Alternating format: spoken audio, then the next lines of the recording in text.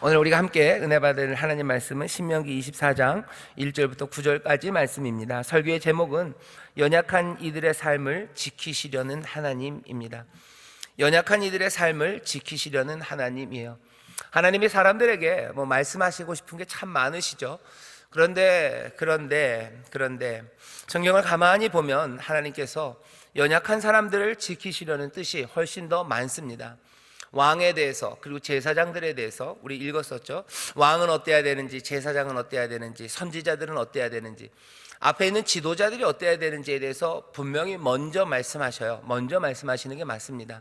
그것이 어쩌면 훨씬 더 효과적이고 중요하기 때문에 제사장에 대해서, 선지자에 대해서, 왕에 대해서 그렇게 설명을 하시죠. 하지만 그 앞에 있는 지도자들에 대한 이야기는 아주 간단하고 분명합니다. 아주 분명해요. 그런데 연약한 이들에 관해서 이야기하기 시작하는 부분을 보면요, 오늘도 그렇지만 좀 중구난방입니다. 산만해요. 산발적이에요. 저만 그렇게 느낀 건 아닐 겁니다. 여러분들이 읽어보시면 알아요. 신명기 보면 앞에는 아주 단단하게 아주 구조가 멋져요. 탁탁탁탁 진행이 됩니다. 하지만 뒤로 오면 산발적이죠. 뒤에 오는 사람들, 연약한 사람들의 삶이 가벼워서가 아닌 것 같습니다. 왜냐하면 사람이 마음이 격해지면 말들이 막 흩어지죠. 말들이 흩어지고 뭐가 빠지면 안 되기 때문에 여러 가지 이야기들을 막 주워 담게 됩니다. 연약한 사람들이 세상에 흩어져 있고요, 참 아픈 건 다양하게들 아프십니다. 아픔이 참 다양해요. 여러 가지 이유로 아픕니다. 말할 수 없는 만큼 아프고 또 말할 수 없을 만큼 다양하게 힘들고 연약하기 때문에 하나님께서는 그 연약한 사람들과 다양하게 아픈 사람들, 그 사람들의 이야기를 그냥 지나치실 수가 없습니다. 아주 멋진 원리로, 멋진 법칙으로 딱 설명하고 나면 뭐가 끝나면 좋겠는데 그럴 수 없어요. 아픔이 여기저기서 튀어나오고요, 연약한 삶의 모습이 여기저기서 무너져 가기 때문입니다. 그래서 신명기 뒤쪽으로 오면서 이야기는 좀 산발적으로 흩어져 가기 시작해요.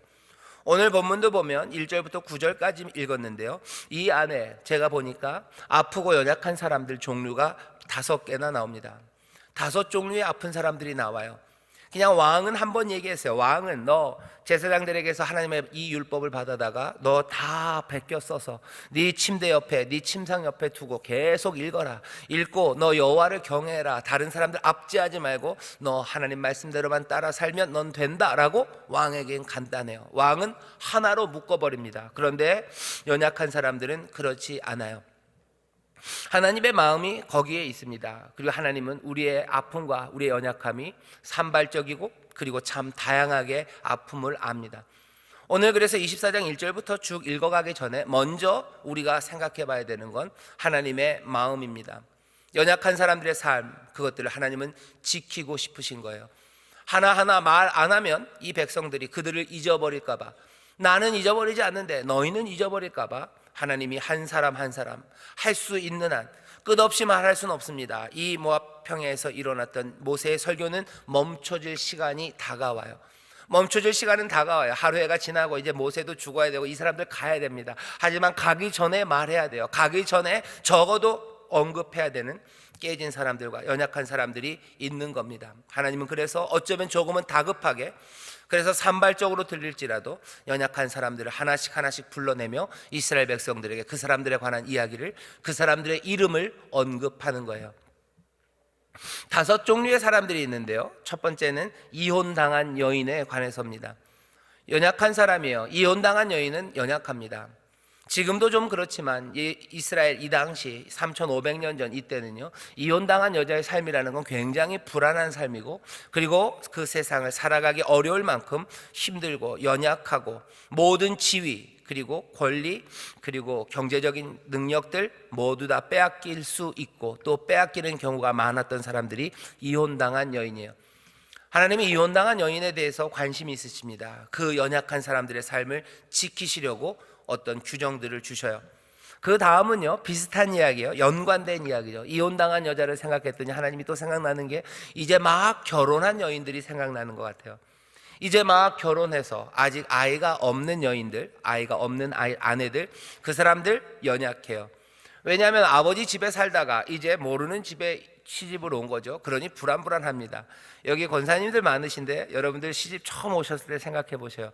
시집 와서 모르겠습니다. 여러분들 보따리를 지고 들어가셨나요? 아닌가요? 무슨 가마 타고 들어가셨나요? 갑자기 여러분들 연세가 한 100세가 넘으신 것 같은데 가마 타고 가셨어요, 권사님? 예. 시집 갔을 때 어떠셨어요? 마음이 평안하셨나요? 이제 망고 땡이다, 이제 다 됐다 그랬나요? 아니, 얼마나 떨립니까? 모르는 집에 가는 거예요. 모르는 집에 가는 거고요.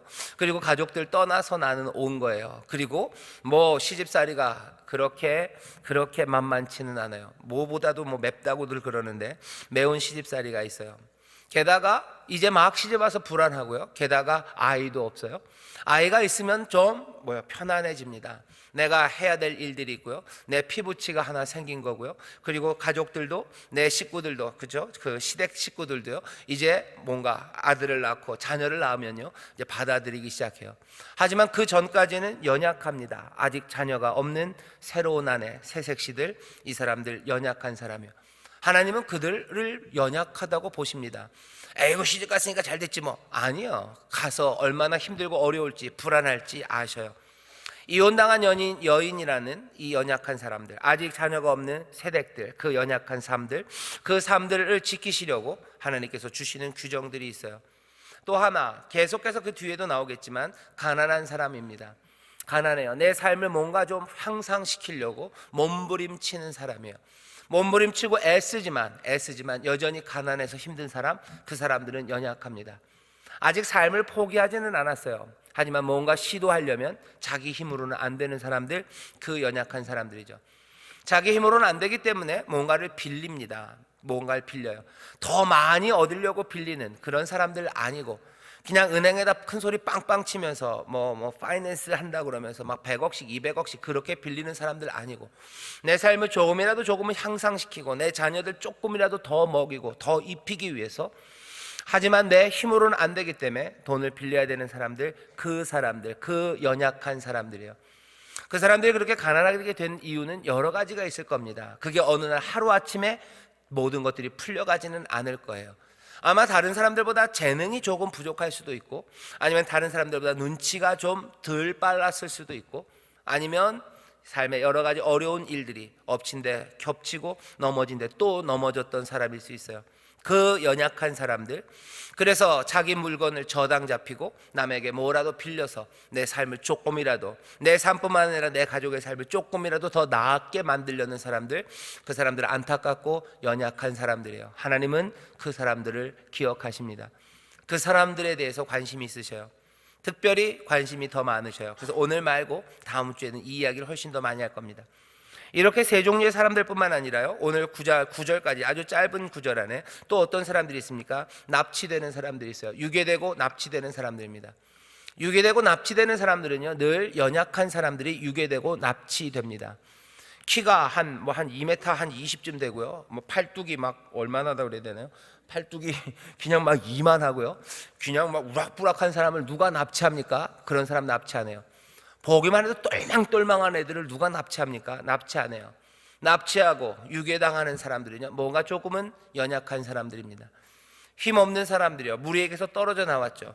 사람들 막 이렇게 친구들 10대 명씩 가는데 누가 납치합니까? 아니에요. 혼자 외톨이로 떨어진 사람, 연약한 사람, 그리고 조금은 부족해 보이는 사람, 그 사람들이 납치되고 유인되고 유괴되어 가는 거예요. 그런 사람들, 팔아먹는 사람들이 있어요. 납치되는 사람들, 그렇게 연약한 사람들, 그 사람들에 대해서 하나님이 관심이 있으셔요.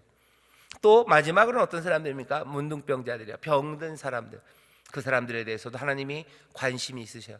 어쩌다 보니 병이 들었겠죠. 뭔가 요즘식으로 말하면 면역력이 약해졌던지, 아니면 타고난 유전적인 질병과 결함이 있었던지, 연약하여 병든 사람들, 하나님이 그들에 대해서 관심이 있으십니다.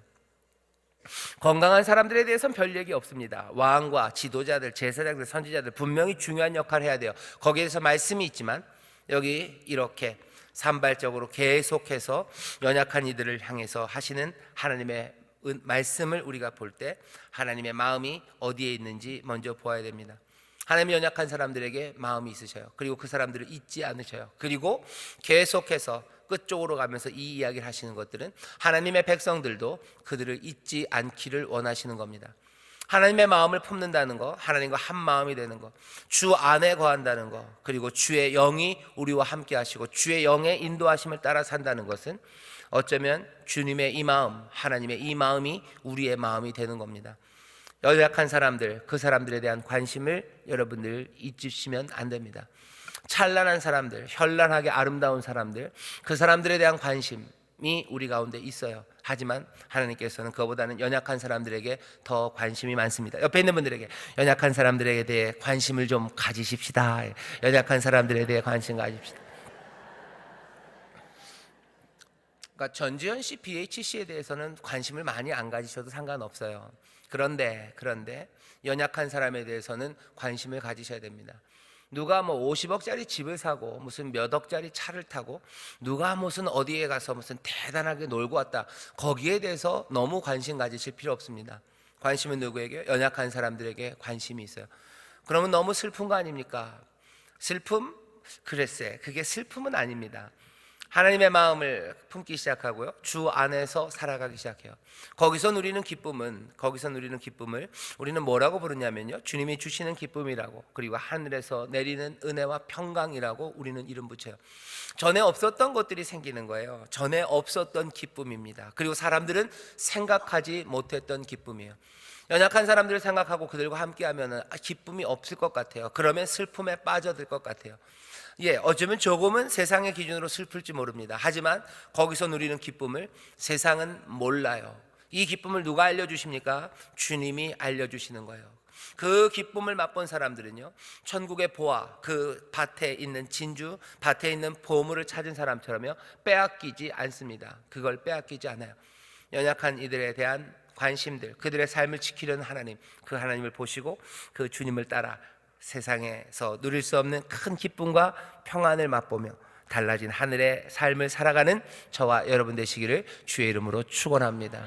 누구의 친구가 될지 잘 생각하시고, 누구 생각할지 잘 생각하시고, 내 관심이 어디에 있을지 잘 돌아보셔요. 자, 이제 그러면 본론으로 들어갑니다. 이혼당한 여자가 있어요. 1절부터 4절까지는 굉장히 중요합니다. 왜냐하면 이혼의 근거, 이럴 때 이혼해라 하고 얘기하는 어쩌면 거의 유일한 곳이 여기입니다. 1절부터 4절까지 제가 읽겠습니다. 잘 보시죠. 사람이 아내를 취하여 데려온 후에 수치되는 일이 그에게 있음을 발견하고 그를 기뻐하지 아니하거든 이혼 증서를 써서 그 손에 주고 그를 자기 집에서 내어 보낼 것이요. 1절이 이혼의 과정입니다. 이혼의 과정이 복잡해요. 그냥 네 마음대로, 마음에 안 들면 내쫓아버려라가 아니에요. 이혼하려면 적어도 여기서 몇 단계를 거칩니다. 첫 번째, 뭐가 있어야 돼요? 수치되는 일이 그에게 있어야 됩니다. 그 여자에게 수치되는 일이 있어야 돼요. 그 다음에 수치되는 일이 있어도 그냥 기쁘게 살만하면 살아라요. 하지만 그 수치되는 일이 기뻐하지 않거든. 그게 진짜 네가 그거 못 참겠거든. 그게 너에게 기쁨이 되지 않거든. 기뻐하지 않아야 돼요. 그 다음에는 뭐요? 이혼 증서를 써야 돼요. 이혼 증서를 써서 누구에게? 그 여인의 손에 줘야 됩니다. 이혼 증서 써서 자기가 갖는 거 아니에요.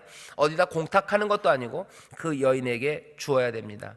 그리고서는 내보내는 거예요. 적어도 4가지입니다.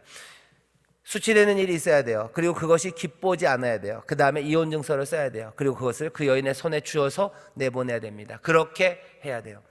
이혼은 그렇게 이루어지는 거라고 얘기합니다. 오늘 이 말씀이요, 이혼하라는 명령은 아니에요. 오히려 이혼을 막으려는 시도들이 거기에 있고요. 하지만 이혼이라는 상황이 있을 수 있어요. 이혼이라는 상황이 있을 수 있고요. 그러니 그 이혼을 허용할 겁니다. 하지만 오늘 이 본문이 우리에게 알려주는 건요, 너네들 그러니까 요런 이유가 있으면 여자를 다 내보내라, 그 얘기가 아닙니다. 이 목적은 뭐냐면요, 이혼 후에 이혼한 여인이 살아가는 데 있어서 이 여인 함부로 취급하지 말라는 거예요. 이혼 증서라는 건 그런 겁니다. 한번 볼까요? 먼저 1절에 있는 내용이 잠깐 소개가 돼야 될 것 같아요. 왜냐하면 이 본문이 전면적으로 알리려고 하는 바는 아니지만 많은 오해들이 있는 부분이기 때문에 그렇습니다. 먼저 1번, 여기 있는 말씀으로 보면요, 이혼의 이유는 하나예요. 수치되는 일이 그에게 있는 경우입니다. 수치되는 일, 여자에게 수치되는 일이 뭘까요? 수치되는 일이 발견됐어요. 이게 뭘 것 같습니까?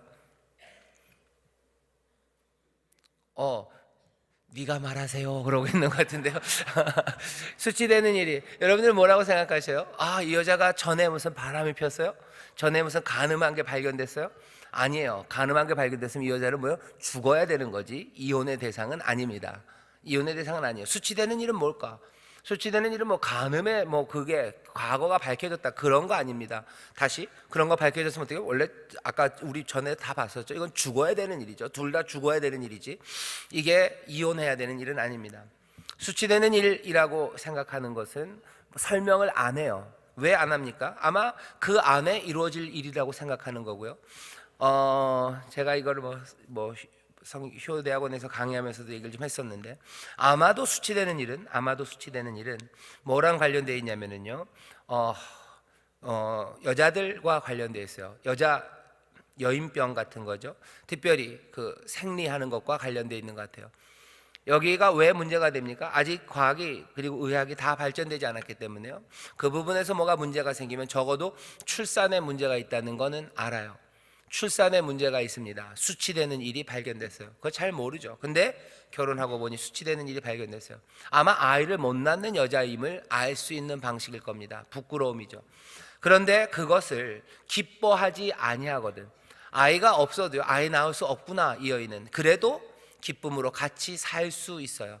하지만 그것이 기쁨이 되지 않거든. 아이를 꼭 낳아야 되는데 이 여인은 아이를 낳을 수 없구나 라고 생각이 되거든. 그때 이혼 증서를 써서 그 집에서 내보내라 라고 얘기하는 것 같아요. 이건 조금 말이 됩니다. 왜냐하면 부부가, 하나님께서 남자와 여자를 불러놓으시고 한 몸이 되게 하시고 생육하고 번성하여 땅에 충만하라고 얘기하셨어요. 분명히 부부가 갖고 있는 사명 중에 하나는, 사명 중에 가장 중요한 사명은 자녀를 낳는 사명이 분명합니다. 하나님은 인생들에게 그렇게 얘기하셨고요, 지금도 그것들을 바꾸신 적이 없으셔요. 한 번도 성경에서 중간에 가다가 창세기 이후에 에라 모르겠다, 이제는 부부가 결혼해서 애 안 낳아도 된다라고 얘기하신 적 없어요. 계속해서 부부는 아이를 낳을 거라고 생각하시고 아이들을 정말로 훌륭하게 생명으로 충만하게 길러갈 거라고 기대하시죠. 그런데 아내를 취하여 데려온 후에 수치되는 일이 발견돼. 다시 이 수치되는 일은 무슨 간음이나 무슨 성적인 범죄, 이거 일리가 없습니다. 이건 사형이지 이혼의 내용은 아니에요. 수치되는 일이 발견됩니다. 그게 발견되면 기뻐하면 살 수 있어요. 그래도 살 수 있어요. 자녀 못 낳아도 살 수 있죠. 하지만 낳으면 더 좋습니다만 하나님이 주시지 않으면 살 수 있습니다. 하지만 그게 아니다라고 싶으시면, 아니다라고 생각하면, 자녀가 있어야 되겠다, 이건 슬픔이다 라고 생각하면 아내에게 이혼 증서를 줘서 내보내래요. 내보내랍니다. 자, 문제는 이혼 이후에요. 그 다음에 보면 이렇게 됩니다. 그 여자는 그 집에서 나가서 다른 사람의 아내가 되려니와. 다른 사람의 아내가 될 수 있습니다. 왜? 수치스러운 일로 나갔어요. 이혼의 증서를 받았어요. 이혼 증서를 가졌다는 건 자유라는 이야기입니다. 이혼 증서를 여자에게 주었다는 건요, 내가 그 전 남편과는 이제 상관없다는, 나는 자유라는 표현이지, 이혼 증서가 이 남편이 마음대로 쫓겨내려고 하는 게 아니라요, 이혼 증서 누굴 위해서? 여인을 위해서 준 겁니다. 이 여자는 자유예요. 집에서 나가서 다른 사람의 아내가 되려니와. 다른 사람의 아내가 되는 게 만만치는 않을 겁니다. 한번 이혼한 여인이기 때문에 그래요. 그래도 이혼 증서를 받고 나왔어요. 내가 이제 이 남자와 상관없다는 표식을 가졌어요. 수치스러운 일이 있음을 아마 사람들은 알 겁니다. 그럼에도 불구하고 이 여인과 살려는 사람이 또 생길 수 있죠. 그러면 결혼해라 하는 거예요. 결혼해라. 그렇게 외롭게 살 거 아니에요. 이혼 증서, 다시 이혼 증서를 준 거는 다른 이유가 아닙니다. 여인을 보호하기 위해서요. 다른 남자에게 갈 수 있어요. 그런데 3절입니다. 그 후부도, 두 번째 결혼한 남자도 나쁜 사람이죠. 그를 미워해요. 또 미워해요. 좋아서 결혼하더니 그를 또 미워해서 이혼 증서를 또 씁니다. 할 수 없어요. 이혼 증서를 써서 그 손에 주고 그를 자기 집에서 내어 보내었거나 혹시 그를 아내로 취한 후부가 죽었다 하자. 이 여인이 다시 자유가 됐어요. 어떻게? 이혼 증서를 들고 다시 나와요. 아니면 이 두 번째 결혼한 남자가 죽었어요. 그러니 이 여인은 자유입니다.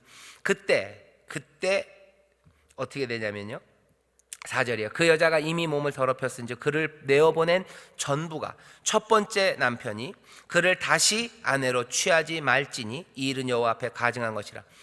이제 이 여인이 두 번째 결혼하고서 혼자가 됐어요. 이혼 증서를 받든지 아니면 두 번째 남편이 죽어서 혼자가 됐어요. 그때 첫 번째 남편이 와서 데려가지 못한다요. 첫 번째 남편이 와서 데려가지 못한다. 이건 하나님 앞에 가증한 거다. 안 된다 얘기해요. 이게 무슨 얘기일까? 이런 거죠. 이혼 증서를 준다고 생각했을 때 여자를 막 이리저리 치우는 거예요. 한 남자가 한 여자 데리고 살다 A 보내버리고, 그 다음에 이제 이혼 증서 써서 보내버리고, 이 딴 남자가 너 나랑 살자고 하다 또 내보내고, 이혼 증서 또 내보내고, 또 전 남자가 너 와서 또 한번 살자.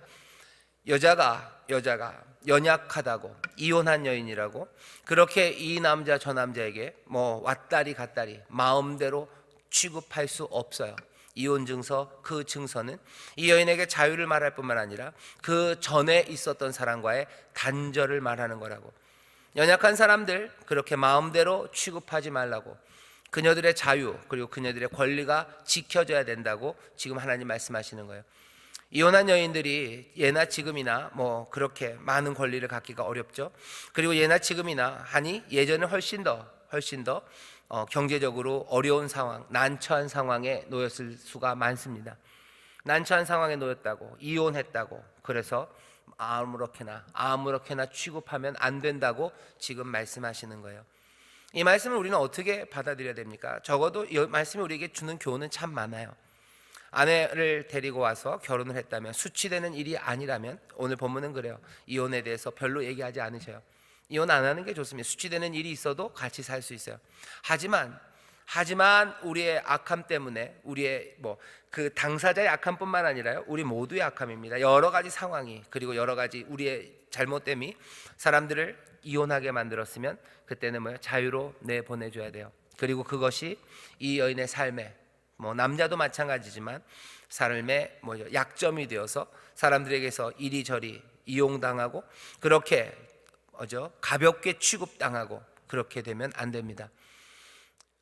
우리 가운데는 이혼한 싱글 돌싱이라고 그러고요. 게다가 또 앞에다가 형용사를 붙이는 게 화려한 이런 걸 붙여요. 화려한 싱글이라고 그러고, 화려한 돌싱이라고 그러고, 그러면서 온갖 말들로 말 붙이지만 한번 이혼한 사람들은 여전히 연약한 사람이 맞습니다. 그 사람들의 삶을 하나님은 지키시고 싶으시는 거예요. 지금은 좀 이때랑은 좀 많이 달라요. 하지만 지금도 여전히 이혼을 하고서 화려한 돌싱으로 오는 사람들이 그렇게 많지는 않습니다. 다들 주눅들고 그리고 힘들어해요. 그 사람들 이혼한 게 잘못됐다라고 째려만 보지는 마셔요. 여기 뭔가 문제가 있는 상황이 분명히 있어요. 그 다음엔 어떡합니까? 연약한 사람들이에요. 연약한 사람들을 돕는 마음으로, 그리고 연약한 사람들을 가볍게 여기지 말라고 지금 하나님이 우리에게 얘기하시는 거예요. 교회 안에서 이혼 문제를 얘기하는 건 참 어렵습니다. 왜냐하면 하나님이 이혼을 금하시고 하지 말라는 것, 그것이 하나님의 뜻임이 분명해요. 예수님이 그러셨어요.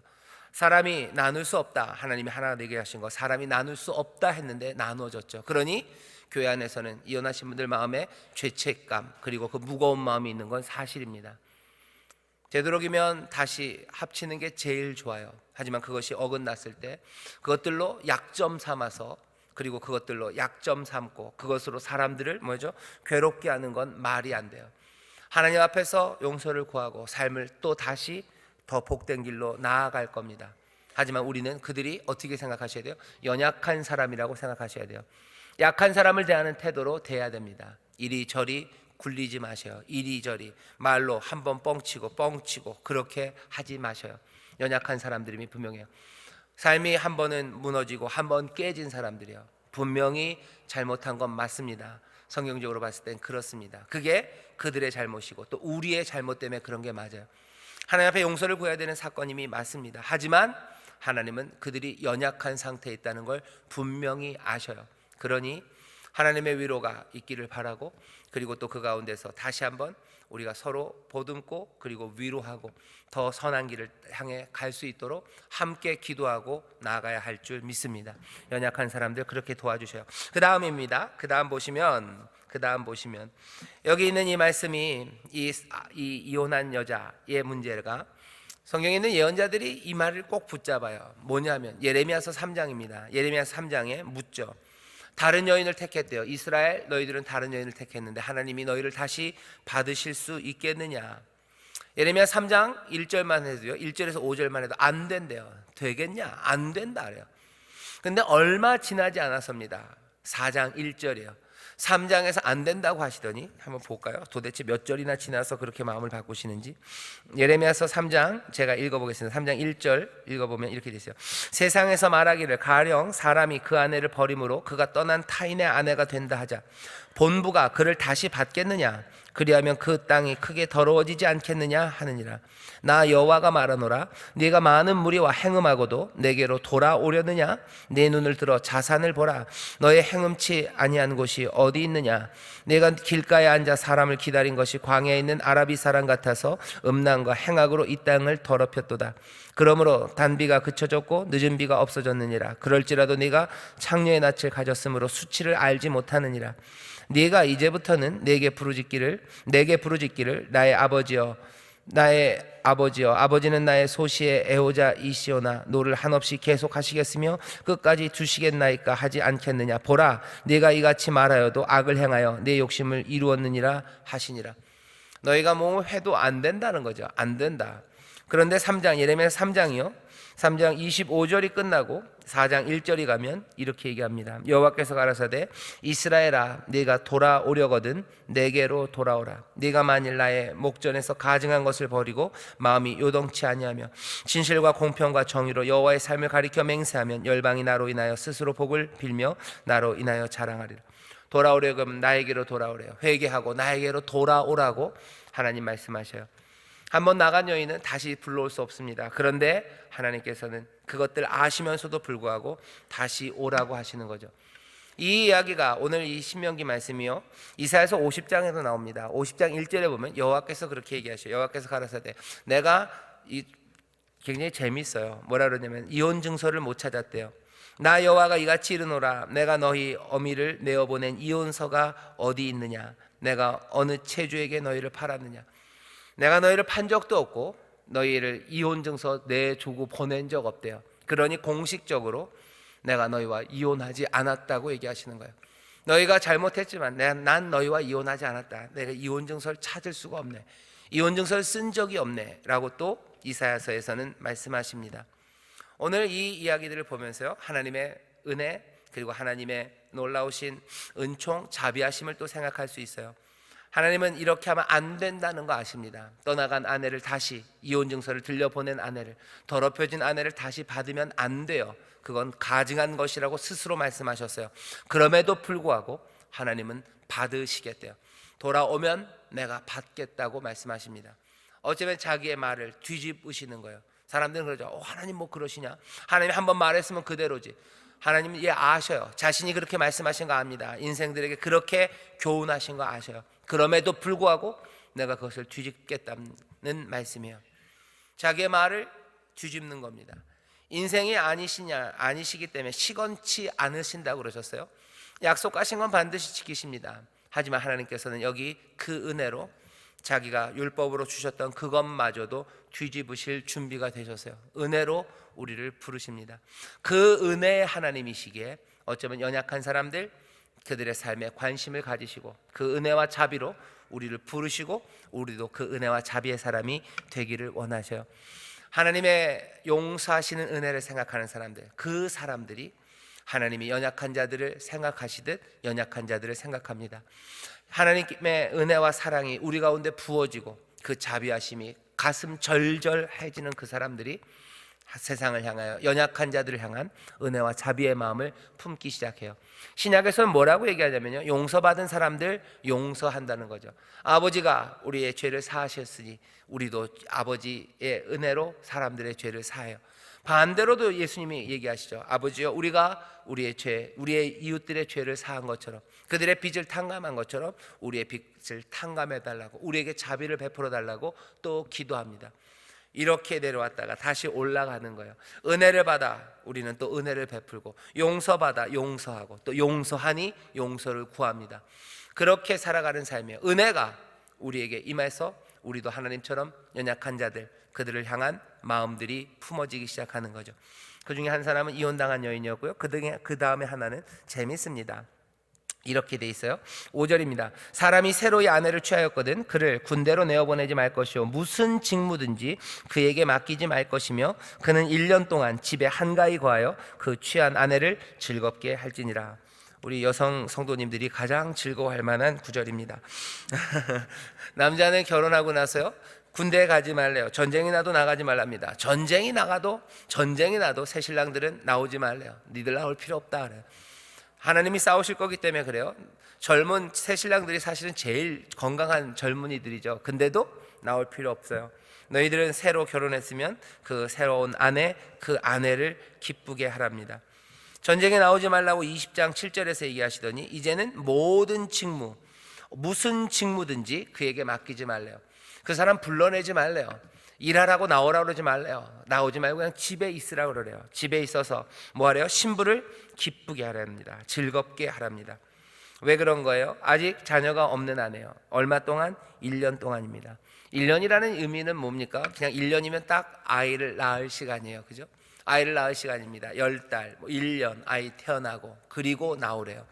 아이가 태어나면 아내는 이제 새 아내는요 삶의 안정이 생길 거예요. 그 집안에서 그 낯선 곳에서 얼마든지 어쩌면 그 삶들을 이어가기 시작합니다.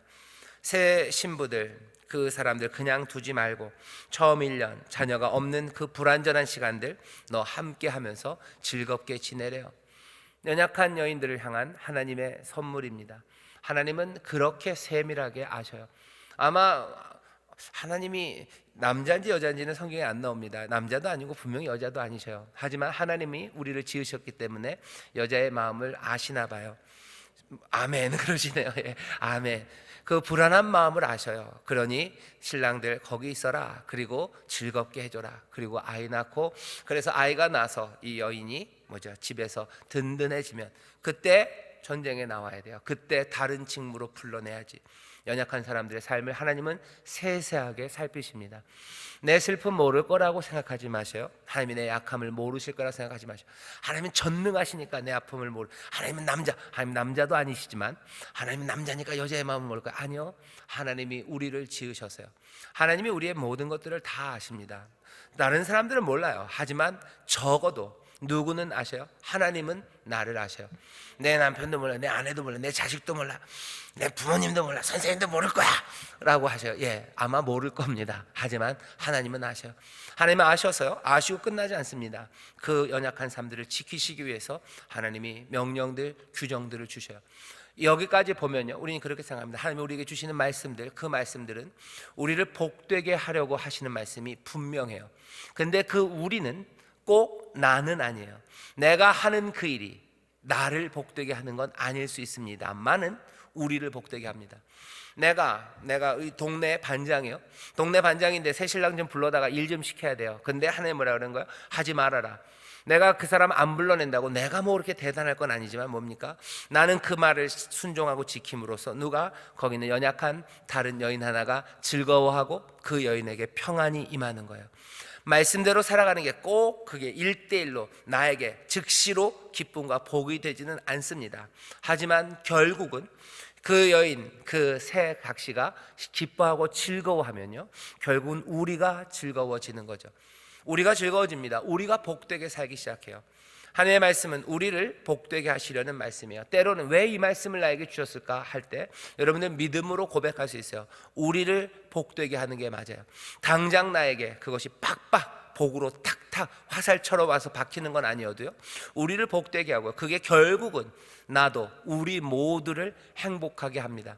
그러니 때로는 나에게 손해되는 것 같은 명령이어도요 우리를 복되게 하시려는 하나님의 뜻, 하나님의 명령임이 분명합니다. 그리고 그것은 결국은 나에게도 복이 되고 나에게도 기쁨을 누리게 하시는 그 율례와 규례, 법도임이 분명해요. 그러니 하나님의 말씀이 우리 가운데 들려지고 우리 가운데 주어질 때 여러분들 믿음으로 그리고 신뢰함으로 기쁨으로 소망 가운데 순종하시기를 주의 이름으로 축원합니다. 하나님이 새신랑과 새각시들을 살피셔요. 그 다음은 누굽니까? 가난한 사람에 관한 이야기입니다. 이건 다음 주에 하겠으니 오늘은 짧게 할 겁니다. 사람이 맷돌의 전부나 그 윗장만 전집하지 말지니 이는 그 생명을 전집함이니라. 저당으로 잡히는데 맷돌의 윗짝 아니면 맷돌 전체를 저당 잡히지 말래요. 사람들에게 그냥 거저 줄 수 있습니다. 그죠? 배고픈 사람에게 거저 줄 수 있어요. 하지만 빌려줄 때가 있어요. 빌려줄 때 뭔가 저당을 잡죠. 저당물, 질권이에요. 그것들을 잡을 때 다른 건 몰라도 맷돌 안 된다. 맷돌 안 된다. 맷돌 윗짝 안 된다. 맷돌 전체 안 된다. 왜냐하면 그것은 생명을 전집함이라 그래요. 왜냐하면 맷돌은 가정에서 그 곡식들을 이렇게 까는 겁니다. 그거 있어야지 뭘 먹어요. 그거 해야지 가루를 만들어서 밥을 먹어요. 그냥 생쌀을 씹어 먹을 수는 없는 거예요. 생걸 먹을 수는 없죠. 그 뭐 녹두 같은 것도, 녹두가 단단하죠. 그 녹두 불려야 되고 불린 거 갈아야 돼요. 그래야 먹지. 녹두 씹어 먹다간 이 다 나갑니다. 못 먹어요. 먹지 못합니다. 맷돌은 먹고 살기 위한 거예요. 그러니 적어도 그냥 맷돌은 상징적입니다. 너희가 채권자들 빚을 내주고 뭔가를 빌려줄 때 그 사람의 생존이 위협될 만한 것들, 그런 것들로 잡지 말라는 거예요. 왜냐하면 뭔가를 빌리는 사람들이요, 내 삶을 조금 더 낫게 하려고 빌리는 건데 결국 그것들을 그 담보로 내줌으로써 삶이 오히려 악화되는 거예요. 그렇게 하지 말아라. 이게 돈 불쌍한 사람 빌려줄 때 그 사람 잘 되려고 빌려주는 거지. 네가 그 사람 못 되려고 빌려주는 거 아니냐. 그렇다면 맷돌을 전집하는 거, 그건 생명을 전집하는 거다. 그렇게 하지 말아라 라고 얘기하셔요. 하나님께서 빚을 내고 또 빚을 내주고 그렇게 살 수밖에 없는 상황이 생김을 아십니다. 하지만 빚을 내야 되는 그 연약한 사람들, 그 사람들의 삶에 관심이 있어요. 그들의 삶을 지키고 싶으셔요. 그들의 삶이 더 향상되기를 원하셔요. 그러니 원리는 그런 겁니다. 우리가 누구에게 돈을 빌려줘요? 그건 그 사람들을 잘 되게 하기 위해서 빌리는 거지, 내 이득을 거기서 취하려고 빨아먹으려고 빌리는 건 아닙니다. 그게 하나님이 우리에게 얘기하시는 거예요. 연약한 사람들의 삶이 나아지기를 원하셔요. 그렇다면 빌려주는 사람들도 하나님의 그 뜻처럼 어떻게 해요? 그 사람들의 삶이 나아지도록 빌려주라는 거예요. 그렇게 하라고 얘기하십니다. 연약한 사람들, 가난이 사람들을 얼마나 연약하게 하는지 하나님은 아셔요. 우리 주변에도 가난한 사람들 참 많으십니다. 하나님이 여러분들의 삶에 관심이 많으셔요. 지켜보고 계셔요. 동시에 우리에게도 알리시는 겁니다. 하나님이 그들을 지켜보신다. 그러니 어떻게 해요? 너희도 그들을 보라고 하는 거죠. 아벨과 가인의 이야기예요. 내 형제가 어딨냐? 내가 형제를 지키는 사람입니까? 내가 형제를 보는 사람입니까? 내가 그들을 돌봐야 됩니까? 아니, 네가 돌봐야 되는 거 맞다고 얘기하셔. 봐라 하는 거. 봐라. 연약한 사람들을 좀 봐라. 좀 동생 좀 봐라 그러는 거죠. 보라고 그러는데 진짜 보기만 하면 안 돼요. 누가 그랬죠? 엄마가 야, 생선 타나 좀 봐라. 왔다더니 다 탔어요. 너 뭐 했냐? 타나 봤어요. 그러면 안 돼요. 그죠? 보라 그러실 때는, 눈을 볼 때는요, 예비하고 준비하는 겁니다. 지난주에 설교할 때 시간이 없어서 하는 말은 못했지만 여호와 이레라 그래요. 하나님께서 준비하셔요. 하나님께서 보셔요. 하나님이 보시니 준비하시고 마련하시는 거예요. 우리가 하나님의 마음처럼 연약한 사람들을 보셔요. 그리고 그들의 삶이 어떻게 하면 향상될 수 있을지, 더 나아질 수 있을지 보셔요. 그리고 내가 할 수 있는 것, 내 안에 주신 것, 그것들로 그 삶을 도우셔요. 이러다가 저 녀석이 나보다 더 부자가 되는 거 아닐까? 염려하지 마십시오. 부자가 돼도 좋아요. 왜? 주여 그러시네요. 그죠? 좋아요. 우리의 삶이 우리가 더 기뻐지는 거예요. 우리가 더 기뻐지는 겁니다.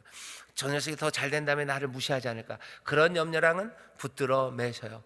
하나님이 은혜로 우리를 채우시고요, 하나님의 복을 우리에게 주십니다. 다시 한번, 가난한 자들을 도울 때 그들의 삶을 향상시켜주, 낫게 하려고 빌려주는 거지, 거기에서 내 이득을 빼먹으려고 그렇게 하는 건 아닙니다. 연약한 자들을 하나님이 보셔요. 그러니 우리도 그들을 보아야 합니다. 돌봐야 합니다. 7절은 훔치는 이야기인데 뭘 훔칩니까? 7절 제가 읽겠습니다. 사람이 자기 형제 곧 이스라엘 자손 중 한 사람을 후려다가 그를 부리거나 판 것이 발견되면, 한 사람을 납치해 온 거예요. 그래서 그를 종처럼 쓰거나 아니면 노예처럼 다른 데 팝니다. 그렇게 되면 그 후린 자를 어떻게 하래요? 죽이랍니다. 이같이 하여 너희 중에 악을 제할지니라. 사람을 후린 자는 죽여라. 납치한 자는 죽여라. 원래 뭔가를 훔친 사람들에게 죽임을 얘기를 하진 않으셔요. 생명에만 생명으로, 누구를 죽인 살인에만 살인에만 사형을 얘기하시는데 여긴 아닙니다.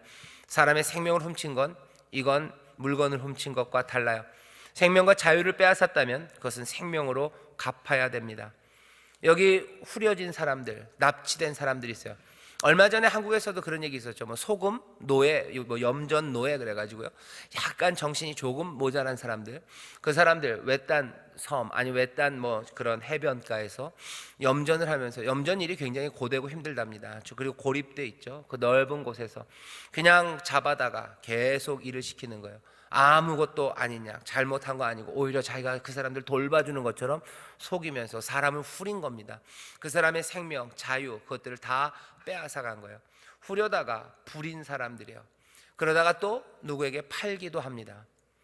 모자란 사람들, 조금 부족한 사람들, 그렇게 후려다가 판 사람, 우리나라는 이런 사람들 사형까지는 안 해요. 그 사람들 사형했다는 얘기는 없어요. 하지만 하나님은 그냥 단박에 얘기하십니다. 그런 사람들은 죽여라 얘기하시는 거예요. 지금이 뭐 인권에 대해서 더 많이 관심 있는 거예요? 아니요, 하나님이 훨씬 더 인권에 대해서 관심이 있으셔요. 못나고 부족한 사람들, 그 사람들의 삶을 빼앗는 거, 이건 하나님이 참으실 수 없어요.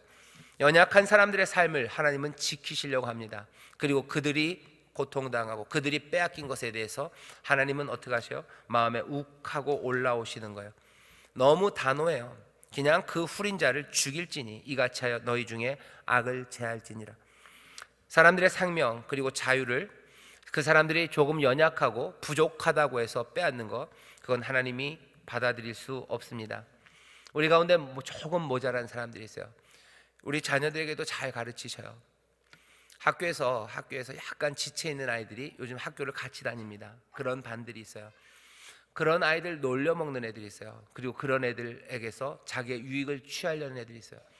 그래서 무슨 뭐 빵 셔틀 시키고요, 심부름 시키고, 그리고 뭐 종처럼 부리는 애들이 있어요. 굉장히 위험합니다. 굉장히 위험합니다. 그러지 말아야 돼요. 그리고 그것들과는 싸워야 돼요. 그렇게 하지 못하게 해야 돼요. 힘센 애한테 싸우는 거, 힘센 놈이랑 싸우는 거, 그건 괜찮아요. 하지만 연약한 애들 마음대로 후려서 사용하는 거, 그건 아닙니다. 그건 아니에요. 그렇게 하는 일들에 대해서 우리가 싸워야 되는 것처럼, 학교에서만 그런 거 아니고요, 우리 주변에도 그런 일들이 있어요. 조금 부족하고 어수룩한 사람들, 내 마음대로 후리는 사람들이 있어요. 내 마음대로 부려먹고 팔아먹는 사람들이 있어요. 에이구, 내가 언제 노예로 팝니까? 아니, 노예로 안 팔아도요, 연약한 사람들 이용하는 사람들이 있습니다. 그건 하나님이 지켜보실 수 없어요. 왜? 연약한 자들을 사랑하시고 그들의 삶을 지키려고 하시는 하나님이에요. 여러분 한번 상상해 보세요. 여기 약간 조금 지능에 문제가 있는 어린아이가 있어요. 걔 엄마가 옆에 있습니다. 사실은 얘 엄마인지 몰라요. 그러니 이 친구 녀석들이 얘를 막 부려먹습니다. 엄마가 그걸 보면 어떻게 할 것 같으셔요? 아빠가 그거 보면 어떻게 할 것 같으셔요? 그건 무지막지한 일이 일어날 겁니다. 여러분들이 부모라고 생각해 보셔요. 내 사랑하는 자녀가 조금 부족하고 연약한데 다른 애들이 내 아이를 그렇게 부려먹고 그렇게 팔아먹고 한다고 생각해 보셔요. 아버지가 가만히 있어요? 아니요. 이 아버지는 참을 수 없습니다. 여기 똑같은 이야기예요. 하나님께서 연약한 자들, 그리고 특별히 모자라서 자유와 생명을 빼앗기기 참 쉬운 그 삶들을 하나님이 지켜보십니다. 혹시 여러분들 가족 가운데 이런 방식으로 연약한 가족들이 있으실 거예요. 여러분들 마음 아픈 거 압니다. 늘 불안하시고 늘 눈물 나시는 거 알아요. 오늘 말씀이 여러분들에게 위로가 되기를 하나님께서 그 연약한 삶들을 지키고 계시고요, 그리고 하나님께서 그들을 통해서 하나님의 의를 분명히 이루실 줄 믿습니다. 사람의 생명을 훔치는 것, 자유를 훔치는 것, 못나고 부족하다고 마음대로 부려먹는 것, 하나님은 용서치 않으셔요. 우리 안에 이런 경우들이 좀 있습니다. 꼭 지능, 지체 이런 문제만 아니에요. 우리 안에 와 있는 약한 사람들이 있어요. 누구냐면 외국인 노동자들이에요. 약간은 이 얘기는 좀 복잡합니다.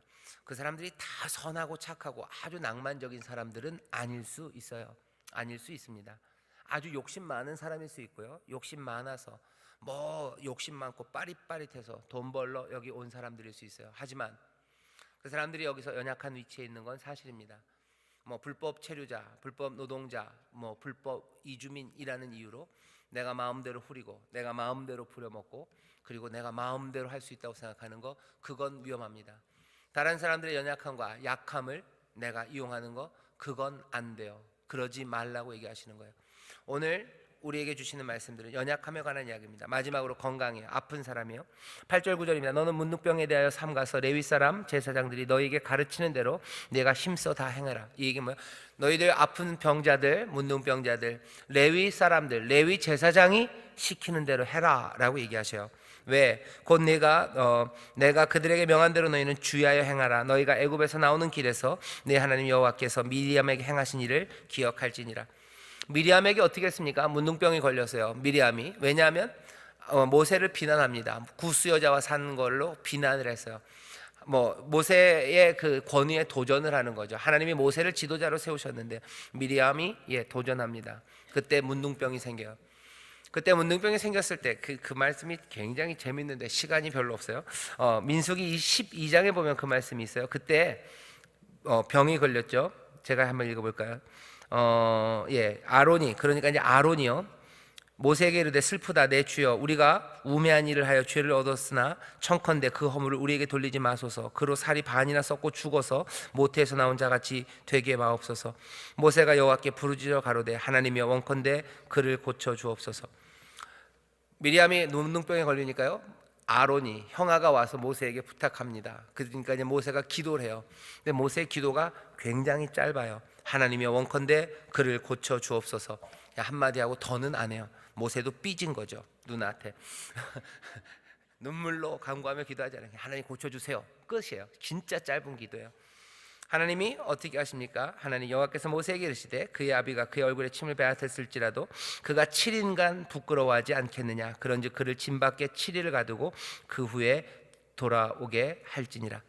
7일은 있어야 된다라고 진 밖으로 내보내요. 모세가 자기 누이 얘기를 하는 겁니다. 내 누이 미리암도 그 규정대로 7일 동안 밖에 나가지 않았냐. 연약하여 병든 사람들아, 너네들 그래도 어떻게 복되게 하기 위해서는 규정대로 따라가라 그러는 거예요. 그래야 너희도, 그리고 그래야 이스라엘 전체도 복을 얻지 않겠니. 하나님은 건강에 문제가 있는 사람들, 그 연약한 사람들을 관심을 가지셔요. 그들에 대해서 그냥 아무렇게나 니들 마음대로 해라 아니에요. 7일을 밖에 두어라. 그리고 그 부끄러움이, 그리고 그 죄가 치료한 다음에 그 다음에 돌아오라고 얘기하십니다. 연약한 자들에 대한 관심이에요. 연약한 이들의 삶을 지키시려는 하나님이십니다. 문둥병자들을 안에 두었다가는 더 불리할 수 있어요. 그러니 밖에 내보내시는 겁니다. 때로는 하나님께서 연약한 자들을 제대로 고치시고 그들을 도우시려고 우리의 연약한 자들에게도 어려운 이야기를 하실 수 있어요. 하지만 미리암도 그 규정대로 하지 않았냐. 그러니 말씀대로 따라라. 연약한 사람들아, 병든 사람들아, 말씀대로 따라라. 그것이 너에게 복이 있는 거다. 그렇게 얘기하십니다.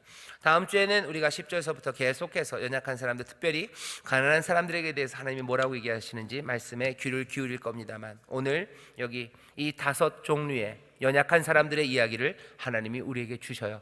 그러면서 보이는 건 분명합니다. 하나님은 이들에 대해 관심이 있고 이들을 우리가 잊지 않기를 원하시기 때문에 산발적으로, 하지만 이들의 짧게라도 이 사건들, 이 상황들 하나하나를 지금 말씀하시는 거예요. 기억하기는 굉장히 어렵습니다. 왜? 뭔가 차분하게 탁탁탁탁 맞아 떨어가는 이야기가 아니에요. 그래도 이 산발적으로 막팍 튀어나오는 연약한 삶에 대한 하나님의 관심과 거기에 관련된 규정들이 우리에게 하나님의 은혜와 그리고 연약한 자를 향한 하나님의 자비하심을 우리로 보게 해요. 우리에게 이것을 기억하게 하시려는 마음이 간절하십니다. 우리도 우리의 삶에 연약한 이들이 아주 다양하다는 걸 기억하셔요. 아주 다양한 약한 사람들과 그리고 힘든 사람들이 있습니다. 그들을 대하여 어떻게 해야 될지에 대해서 하나님이 침묵하지 않으셔요. 어떻게 대해야 되는지 하나씩 하나씩 알려주십니다. 우리가 연약한 이들을 대해야 되는 모든 해답을 다 가지고 있지는 않을지라도 어쩌면 하나님이 우리에게 알려주시는 것 이것만으로도 충분합니다. 아마 이 길을 따르다 보면 우리로 더 깨닫게 하실 거고, 또 하나님의 깊고 놀라우신 자비와 긍휼의 마음 그 안으로 우리를 들어가게 하실 거예요. 여기 충분한 말씀이 있습니다. 우리 주변에 있는 연약한 사람들, 그들을 어떻게 대해야 할지 잘 모르신다면 이 말씀 앞에 나오셔요. 그리고 이 말씀이 우리를 인도하는 바가 무엇인지 묵상하시고 물으시고 또 함께 그렇게 순종하실 때 하나님의 선하신 뜻이 우리 가운데 이루어지셔서 우리 가운데 비록 연약한 사람들 그리고 삶이 깨어진 사람들은 있겠으나 하나님이 주시는 평안과 그리고 그 복 가운데 모두가 다 함께 즐거워하고 행복하고 가슴 벅찬 삶을 살아가게 될 줄 믿습니다. 우리 교회 안에도 마찬가지예요. 연약한 사람들과 약한 사람들이 없을 수 없습니다.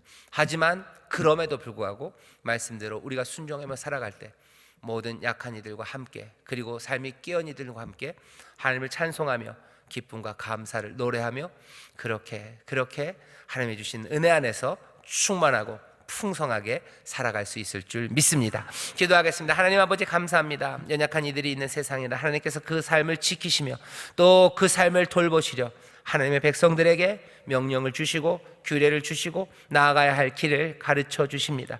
하나님의 선하신 뜻이 이 은혜와 자비의 뜻이 우리 가운데서 이루어지기를 간구하고 또한 그렇게 될 줄 믿사오니 성령님 우리로 이 말씀 기억하게 하셔서 하나하나 주님이 기뻐하시는 그 선하신 뜻대로 함께 순종하며 나가는 우리 교회 우리 모든 성도들이 되게 하여 주옵소서. 그 가운데 하나님의 위로가 또 하나님의 은혜와 능력이 역사하시는 줄 믿사오니 하나님의 선하신 뜻 그 하나님의 나라가 권능으로 임하며 풍성함으로 임하는 그 놀라운 기적을 우리로 보게 하여 주시옵소서. 감사드리며 예수님 이름으로 축복하며 기도하옵나이다. 아멘.